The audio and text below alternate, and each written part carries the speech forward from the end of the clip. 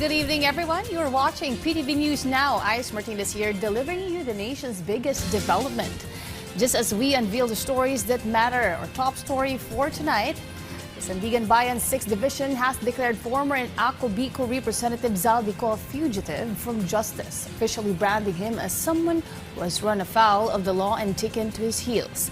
This came after the court partially granted the prosecution's urgent ex parte motion. Because of this, Co can no longer call on the court's protection, have a seat at the table, or stay in the loop regarding his malversation case until he turns himself in and faces the music. In short, he can't dodge the law and still expect the court to bend over backward for him. However, the court refused to strike from the record the documents filed by Co's lawyers, meaning those papers will stay on the books. The case stems from an alleged ghost flood control project in Nauhan Oriental, Mindoro, placing Co and 9 DPWH Mimaropa officials in the legal hot seat. Police Colonel Hector Grialdo Jr. and retired Police Master Sergeant Jesus Batobalonos are now in hot water, facing graft charges for allegedly turning police officers into construction workers to build a private structure on government-owned land in Cebu City. Based on the charge sheet filed before the Sandiganbayan 4th Division, the two then assigned to the Regional Mobile Force Battalion allegedly pulled rank and called the shots, ordering around 51 police personnel to swap their uniforms for hard hats from August 2019 to April 2020. Prosecutors say they used their positions to make their subordinates toe the line. The case was filed in August 2025 with the alleged damage to the government pegged at over 9.4 million pesos, leaving taxpayers to foot the bill. Grialdo appeared in court today for the ongoing hearings of the case. Both he and Batobalonos have since posted bail.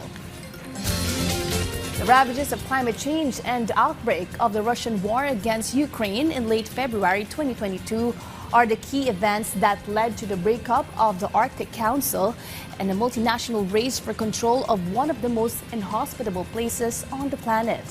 With the Kremlin having established greater presence and expressing to pursue its territorial claims, the United States has joined the bandwagon seeking a piece of the commercial and geopolitical action by way of firm stranglehold and control of Greenland.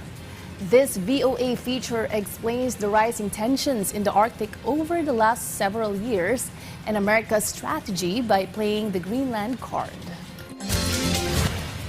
Despite being one of Earth's coldest and least populated regions, the Arctic is quickly becoming a key focus for the United States and other regional powers. 8 nations hold territory north of the Arctic Circle: Canada, Russia, Iceland, Finland, Norway, Sweden, Denmark, and the United States.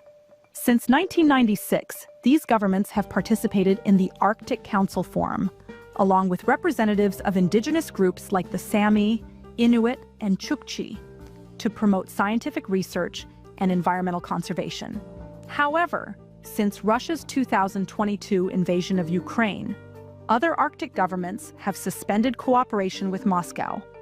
The tension comes at a time when melting ice due to climate change is turning the Arctic into a zone of commercial and geopolitical competition, opening new shipping routes while making fossil fuel and mineral deposits more accessible.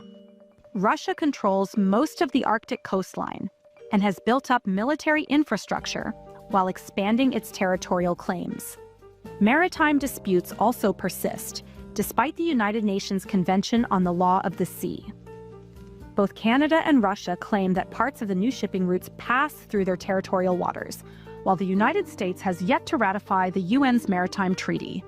Outside powers are also pressing claims, as China has declared itself a near-Arctic state, partnering with Arctic governments to invest in infrastructure and research. Given the increased Russian and Chinese presence, Greenland, an autonomous territory of NATO ally Denmark, is considered key to America's Arctic strategy. The island already contains a U.S. military base and has recently seen further military buildup from Denmark.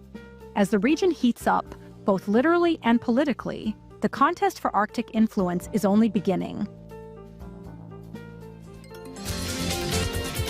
Join us anew tomorrow evening for another round of stories here and abroad breaking at the hour. And always remember to stay connected by catching the news right here. This has been Ice Martinez wishing you all a warm and restful evening, and thank you for watching PTV News Now.